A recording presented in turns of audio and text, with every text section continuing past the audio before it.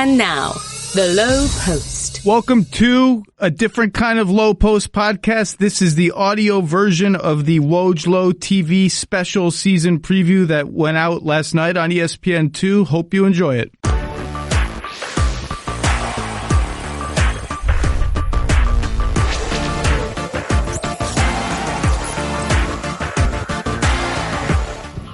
We all know how great Anthony Davis is. We're two guys who just want to win. I guess this is real.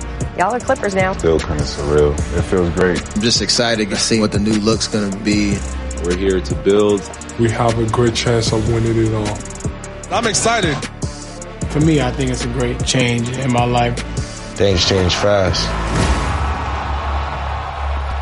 Welcome to our Bristol studios. The NBA season is almost here. I'm Zach Lowe, and this is the Woj Lowe special. Adrian Wojnarowski needs no introduction at all. How are you? We're almost there. I'm great. Basketball season. Almost here. We're going to be talking about the rise of the Big Twos in the Western and Eastern Conference, the top trade targets who can turn Big Twos into Big 2.5s, maybe Big 3s, and we're going to give our lists. Hopefully they're different, of the teams with the best chance to win the NBA title, but we have to start with the biggest story in sports and maybe the biggest story in the world, and that's what's happening between the NBA and China after really an unbelievable 5 days. The Nets and the Lakers played a normal preseason game in front of a capacity crowd. However, nothing other than the game was normal. There were no sponsor logos. There was no media by the fiat of the Chinese government. Adam Silver didn't speak.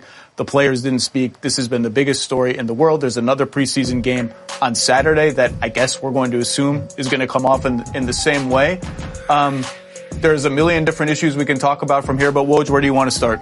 I mean, start at the beginning. I mean, this is a league that has lived on Twitter, millions of tweets through the years of, players, even executives, guys like you and me. There has never been a more consequential tweet than Daryl Morey's tweet about Hong Kong and the ripple effects, not just in the NBA, but globally. And Daryl Morey started a conversation in this country with one tweet, one NBA executive that hadn't existed through, a trade war, a back and forth between a president and the Chinese government.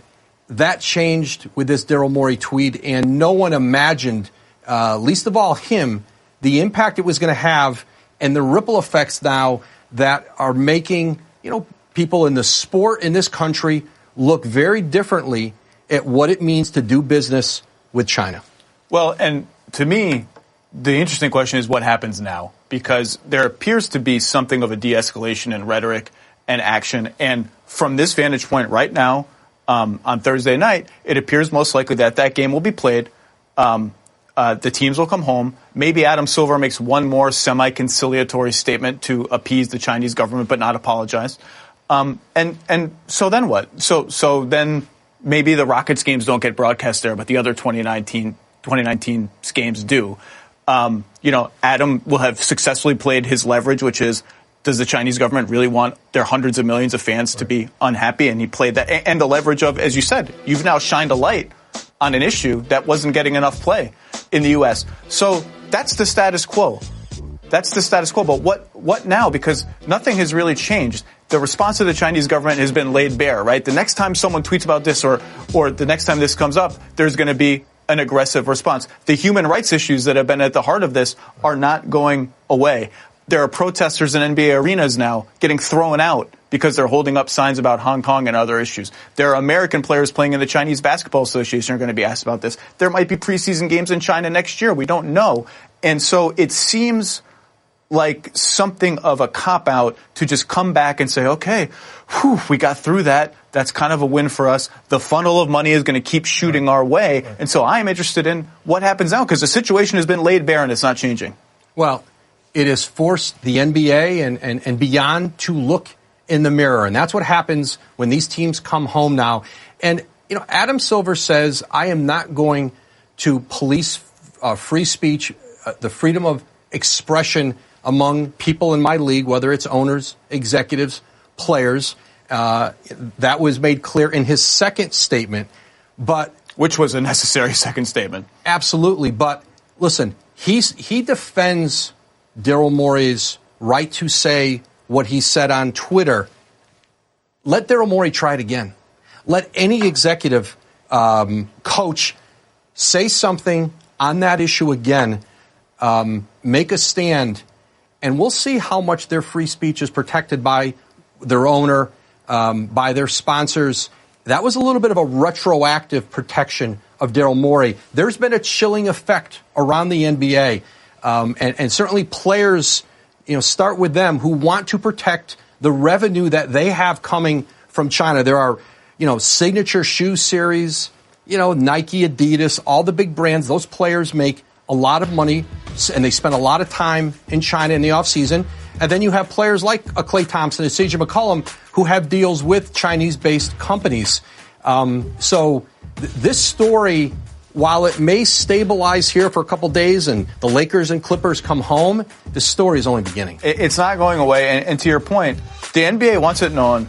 We never apologized. Daryl Morey never used the word apology. We never apologized for the content of what Daryl Morey said about Hong Kong.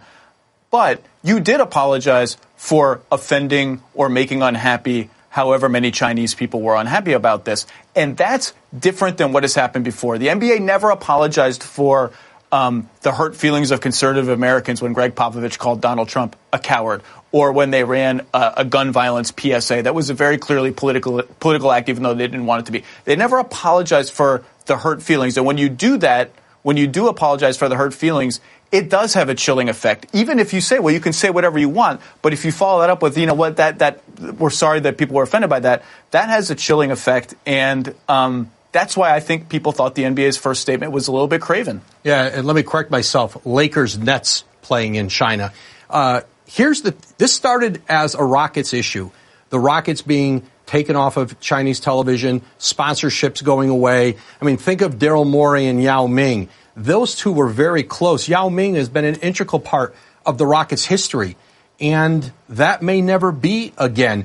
But this is a league-wide issue now with teams looking at the salary cap and how, hypothetically, if the NBA's media deal, content deal that's worth $200 million a year were to go away with Tencent in China, look at it from last year's salary cap, $109 million. It would be down to 106. A player like Klay Thompson, who has a max contract, it would cost him almost $5 million. Now, we're not there yet. But no, we're not even. No one has any idea. No one. And Any there's been no numbers that are out there. suggestion that's going to go away. But have teams been checking with the league office to find out how they should measure salary cap numbers with some of the rookie contract extensions coming? Yes, they have, because they want to know, is it possible that cap is going to go down next year because of the fallout? Yeah. And my 25% max contract that goes like this is all of a sudden going to go like this relative to the cap. Right. Look, those are the practical realities. You have to address the practical realities. This is obviously a much bigger issue. But the other reality is that the NBA season is starting in 10 days or so, and fans want talk about how that season is going to go. So when we come back, we are going to talk basketball. We're going to give our list of title contenders, how they're similar, how they're different, and talk about the best teams in the league. People, do you ever feel like ticketing websites make getting to the event difficult on purpose? It's as if they're so big and so unwieldy they can get away with not caring about the customer experience. With millions of live event tickets and a price match guarantee, SeatGeek proves that there's a better way. Search for sports, live music, comedy, theater, whatever. SeatGeek has the tickets you're looking for all in one place. SeatGeek pulls together millions of tickets from all over the web. You only have to go to one place, not 5, 10, 15 secondary market sites. Then it rates each deal on a scale of 1 to 10. And finally, SeatGeek displays them on an interactive seat map. Green dots for good deals, red dots for maybe less good deals. Very, very easy to use. And every purchase is fully guaranteed, so you can shop for tickets with confidence. I have the SeatGeek app on my phone. It's by far the fastest and easiest way to find tickets. I've used their app many times before, including to get Hamilton tickets. SeatGeek will give you $10 off your first purchase. Wow. All you need to do is use our promo code. Download the SeatGeek app today. Use promo code Lowe, L-O-W-E, my last name, the name of this podcast, The Lowe Post, for $10 off your first purchase. That's promo code Lowe. Bam, $10 off your first purchase. We're going to give everything we got. We're going to fight. We're going to compete. We can rally. Just try to come out and match that emotion. Just be mentally focused. We'll see what happens. Play confident. Klay Thompson in the zone, running the floor. A foul. Thompson grabs his left knee. That knee injury will keep him out. Straight to the top. I'm taking it. An NBA championship on the line. The Curry puts up a three. Won't go. We the North are now we the champions. Did it when they said that it can't be done to become number one, the champion. Welcome back to the Woj Lowe NBA season preview special. That feels like it happened somehow 2 weeks ago and like a lifetime ago. How about that? The defending champion, Toronto Raptors, the purple dinosaur team from the North, won it all, and then everything changed. All the star players switched teams. The landscape is totally different. Toronto's probably not a Tier 1 title contender this year. Almost certainly not. Sorry to the Raptors fans. But this is the most wide open season in recent memory with the dismantling of the Warriors by injury and free agency defection. You and I both made our separate lists of our sort of inner circle Tier 1 title contenders. We're going to put them up. I haven't seen yours yet. The suspense has been killing me all day. And bam! We do have some differences. We have the same 5 teams right off the top. You have Blazers and Nuggets as teams 6 and 7. You do not have the Rockets. I have the Rockets and not the Blazers and Nuggets. So I would say let's start with the differences because we're all going to agree on those top 4 teams at least. We can talk about Utah. You can pick the direction of this. Do you want to chastise me for having the Rockets and tell me why I'm wrong, or do you want to defend the Blazers and the Nuggets? Yeah, I'm going on the defense. I'm going positive. On the You're going positive. You're not going negative. You're going positive. Yeah, it's too early in the campaign to go negative.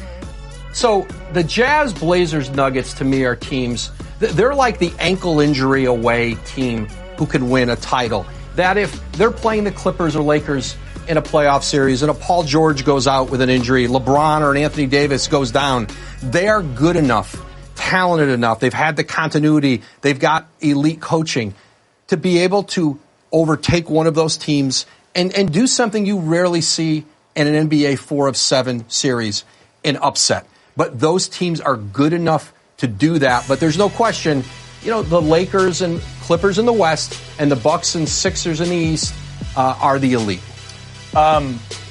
So I believe in the Jazz. I don't think the Jazz are an ankle injury team. I think the Jazz, if they hit their ceiling, are just can win. Their problem in the last 2 playoffs has been a lack of another shot creator besides Donovan Mitchell, and just missing wide open threes to like a preposterous degree. They should have corrected both of those problems by trading for Mike Conley and signing Bojan Bogdanovic. I really like the Jazz. I think they're two-way balanced. They've had the best defense in the West the last 2 years. I really like that team. Nuggets, Blazers, Rockets are kind of where the rubber meets the road. So why not Rockets? I am not a believer in this tandem of James Harden and Russell Westbrook together, that's going to be a partnership that's going to allow the Rockets to do the last few years that no one else in the league could do, and that was really push the best team in the league to the limit in Golden State. And that's why they're grandfathered in for me. Right, but Westbrook, it is not as much offensively I worry about them together, although what Westbrook does well, which is attack the rim, play with the ball.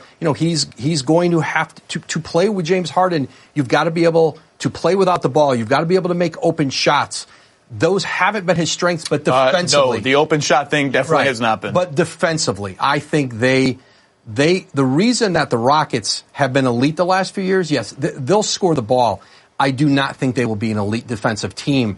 And when you just talked about Utah will be. They were Quinn Snyder, and people are going to see it this year now. This is one of the very best coaches in the NBA.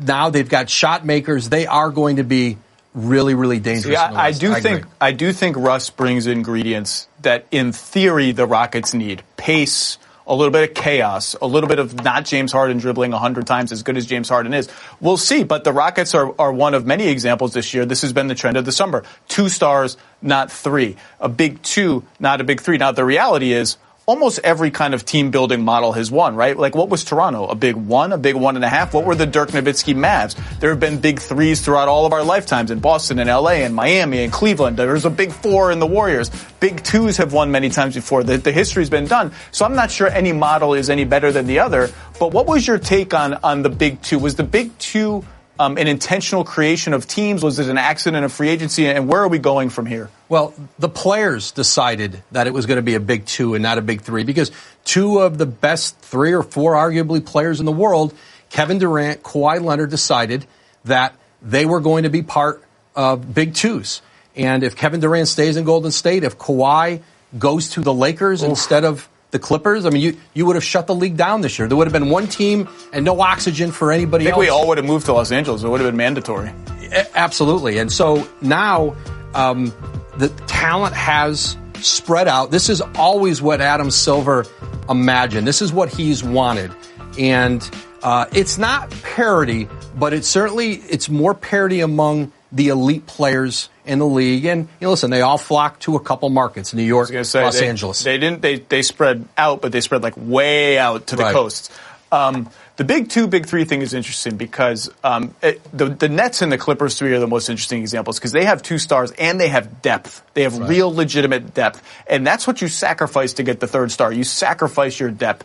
And I think the Nets, with a lot of young trade assets and a lot of draft picks, they have an extra 1st-round pick coming in, are going to be the team that most faces the question, do we want to cash some of that depth in for a 3rd star, or are we going to ride with that depth? And there's arguments either way. I mean, when your depth gets expensive, then you can't pay anybody, and you sort of missed a chance maybe to cash it in for a 3rd star. Zach, I think the Nets have a 3rd star, Karis LeVert. He might be. Yeah. And we're going to learn about, is he a 3rd star? Is he a vehicle to get the 3rd star? And then you look around the league, and you think, well, when you get to the playoffs, the stars play all the minutes. That depth becomes a little less important.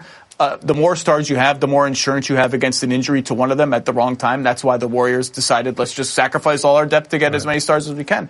But it's going to be interesting to see how the teams navigate that. And the other question is, who is the 3rd star? What guy is actually going to be available for trade? And you look around the league, and there just aren't that many guys. And that's why I think a lot of eyes are going to be trained on Washington over the next year.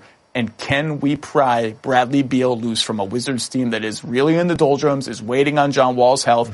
Mm-hmm. If there's another star player that's going to become available, it's someone years away or someone that's going to be a plot twist that we don't see coming. Well, Bradley Beal's got 2 years left on his deal, and the Wizards have not given up hope of signing him to an extension. They've had 3-year, $111 million or so extension on the table for him to take in any form. Does he want 2 years, 3 years, any form he wants? It is there waiting for him. So they are nowhere near the idea of moving Bradley Beal. They want to continue to try to rebuild around him, get John Wall back healthy. But because there are no big unrestricted free agents this summer, 2021, Giannis Antetokounmpo is out there, but only one team can get him. Bradley Beal, if he got on the market, would bring back an absolute ransom, because if you want to improve your team in a dramatic way, he'd be the guy. But Washington's not doing that. They still want to re-sign him. He's only 26. He's really, really good. And like I said, the next guy in line is either someone who's so young that they're years away from the kind of trade demand timetable ticking up, or it's someone that we just don't realize is going to be available. And we know what's going to happen this year. Some team that we expect to have a great season, it's going to get sideways and someone's going to want out. And then all of a sudden, that's the beauty of a season like this, where there's lots of teams and owners who think their team should be advancing deep in the playoffs. Well, even if the Wizards don't get religion and try to trade Brad Beal for a bounty, there are going to be lots of other interesting players who maybe not are going to be available for trade. We will dissect them. Who can really change the balance of power in the NBA? Who's going to be on the market when we come back?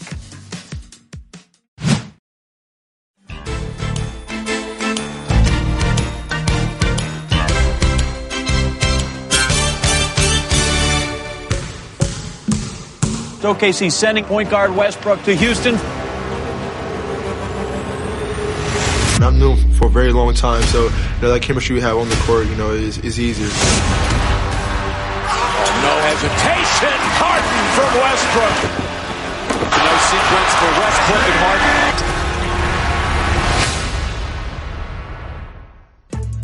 This was the summer of the mega trade. Look at those names. Anthony Davis to the Lakers, Paul George to the Clippers for $1 million draft picks. Russ and CP traded for each other. This doesn't even include Kevin Durant, D'Angelo Russell, Kyrie Irving, Kawhi Leonard, all the other people who changed teams.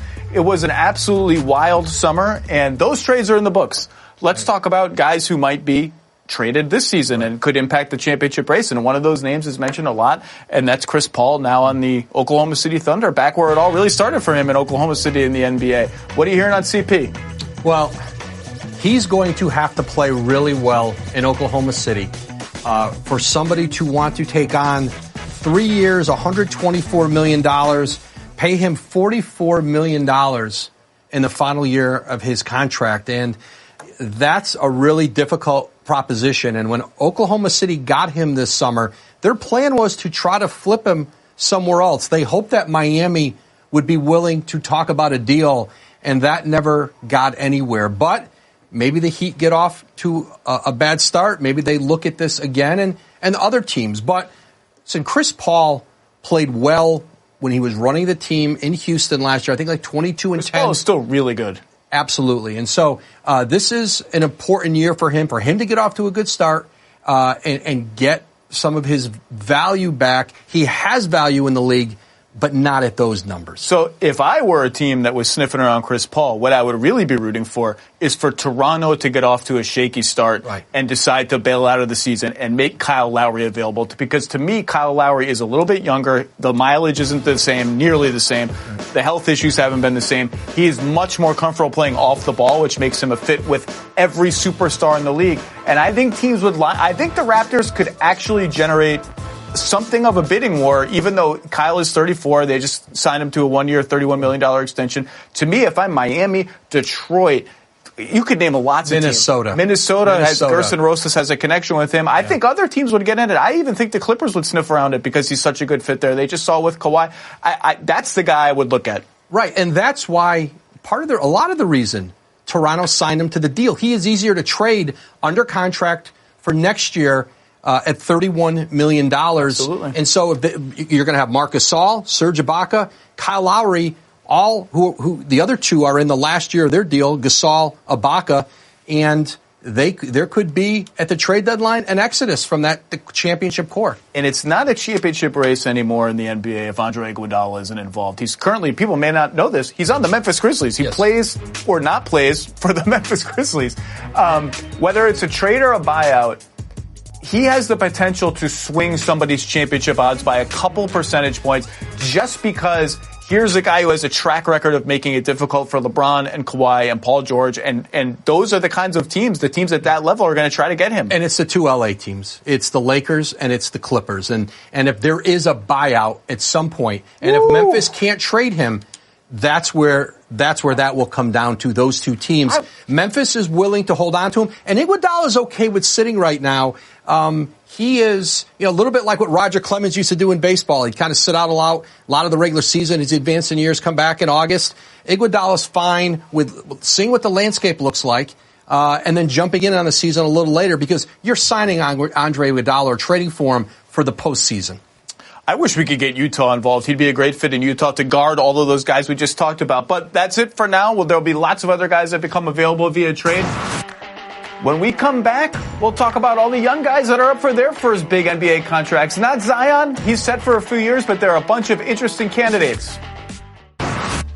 Welcome back to the Woj Lowe NBA Preview Special. The last drama, October 21st, the deadline for rookie extension deals. They're the big names that are still eligible and might actually get one. They're the names that have already signed. Woj, what are you looking for as we approach the deadline? A lot of leverage with this group because you have such a poor, sparse, unrestricted free agent group next summer. We're not counting Anthony Davis in it. We think he'll stay with the Lakers. Boy, if he doesn't. Yeah, but you have teams like Atlanta, Memphis, Charlotte, Toronto, who by then will be going young. They can throw big offer sheets at these players. Those aren't destinations that are going to get free agents, but those players, Siakam, Hield, Brown, Sabonis, Ingram, age-wise fit with those teams. They throw big offer sheets at them, and then their teams have to match them. So it behooves, whether it's Sacramento, Toronto, to really get near the max number right now to get a deal done. But Pascal Siakam, Hield, Jaylen Brown have a lot of leverage right now. We'll see. Everybody needs wings. A lot of those guys are wings, and they do have some leverage. Well, that's it. For the Woj Lowe NBA special preview. We'll have a bonus segment where we go further into this, but that's it for now. Remember to check out our podcasts, including the one on this show, and this guy's going to be a fixture on NBA Countdown this season. Enjoy the games.